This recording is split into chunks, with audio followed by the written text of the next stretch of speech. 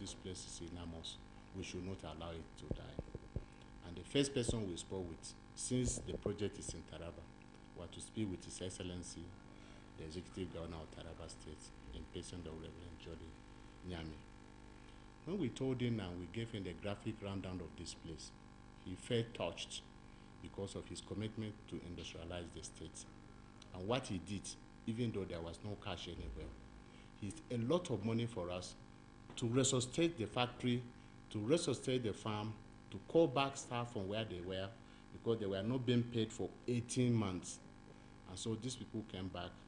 And God helping us, we used the money the way we're supposed to use it. And we, on our own part, we want to encourage outgrowers scheme. There is no reason for people around here to be poor, from what I have seen, no reason. So since we have tractors now on ground, I think we're going to bring more tractors here so that more people here will be involved. It is also noteworthy that Taraba has the highest concentration of livestock, numbering 18 million, which supply the dairy and protein needs of Nigeria, including neighboring countries like Cameroon. Of this 18 million livestock, 4.5 million are cattle, 3 million are sheep, while goats and poultry make up 2.3 million and 1.5 million, respectively. The Mambila Plateau harbors a good number of this livestock. In order to diversify its sources of revenue generation and accelerate economic development, the Taraba State government has also been looking at how best to harness the enormous solid minerals and tourism potentials of the state. For this purpose, the Nyame administration found it necessary to commission a group of foreign experts to undertake a mineralogical survey of the solid mineral potentials of the state. The report of the group not only confirmed that Taraba has a preponderance of almost all of nature's gifts, but even more specifically, it identified over 58 of these hidden treasures buried in all the nooks and crannies of the state. Some of these deposits include gold, silver, uranium, barite, bauxite, gypsum, columbite, cubic zirconium, carnelian, kaolin, topaz, limestone, sapphire, azurite, asbestos, and aquamarine. Most of these mineral deposits are found in commercial quantity and are of very high quality and grade. Of the 58 minerals found, about 17 are gemstones or semi-precious stones, which can be used for the production of jewelry, high-grade abrasives, and plating of monetary metals. Others are useful for the production of rockets and aircraft, special steel and metals, and electronic components. Cements, energy industrial chemicals, ceramics, glass, oil drilling, and paint, among so many other uses. It is perhaps because of these huge untapped natural resources that some people have described Taraba State as a sleeping economic giant that will eventually launch Nigeria into economic resilience and prosperity. Before that can happen, however, high capital investment is required for the exploitation of these treasures. The Nyame administration believes that it is a disservice to the people of Taraba and Nigeria in general to continue to ignore the exploitation of her large mineral deposits when such exploitation can bring about a sharp improvement in the living conditions of the suffering masses. This is why the government has been reaching out and appealing to the private sector and foreign investors for participation in this venture. What we have done in this area is to provide a good environment for investors to come in.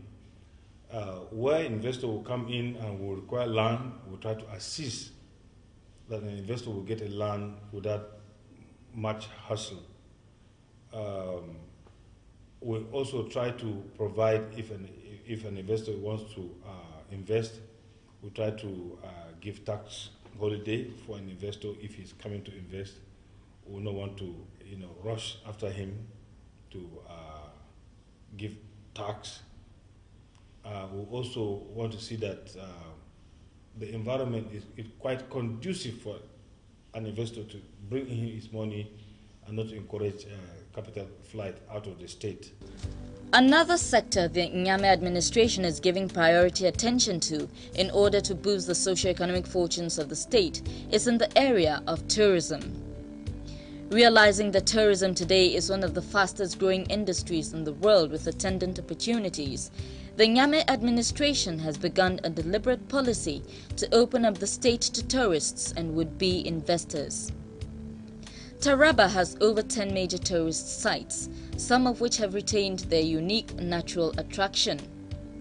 The Gashaka Gumti National Park, for instance, is not only the largest of its kind in West Africa, but the most diverse, with some exotic birds and animals that have become extinct in other parts of the world still found roaming freely in this natural habitat. This project started in 1991, phase one. Phase one ended. The second phase, which started in 1998, ended in December last year, and we are now hoping to get another third phase, which will take us about 3 or 4 years. Currently managed by the federal government in conjunction with the World Wild Fund for Nature, the Gashaka Gumti Park, which covers 6,411 square kilometers, already attracts a stream of local and foreign tourists. Gashaka Gumti is quite unique in that we have a great many communities that are actually established within the park. When the park was formed, these communities were already there.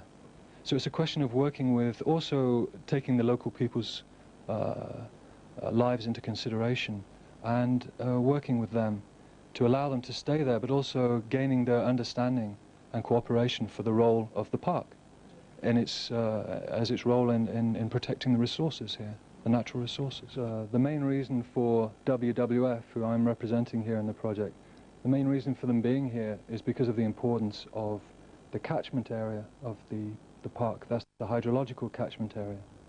The River Benue has its source within the park. So in fact, as a project, we only try to bring to light some of the benefits that in fact a great many people in Nigeria benefit from, in terms of having a secured water source, for example, in terms of having a habitat, including its wildlife and forests that are protected, that will be there for the use of future generations. So all of these things are enormous benefits that the park provides. At present, the Gashaka National Park also hosts some foreign postgraduate students undertaking research in certain species of animals not found anywhere else in the world except at the Gashaka Gumti Park. I am a master's student, and my supervisor is Professor Volker Sommer, who is the coordinator of the Gashaka Primate Project. And this project has been going on for 3 years now. There have been researchers working continuously all these years here, or others like myself come and go for their master thesis or their PhD work. The main primates that are studied here are baboons and chimpanzees.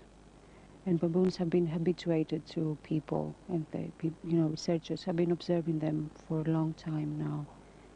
So there are field assistants, local field assistants, who report behavior, food, the food state, etc.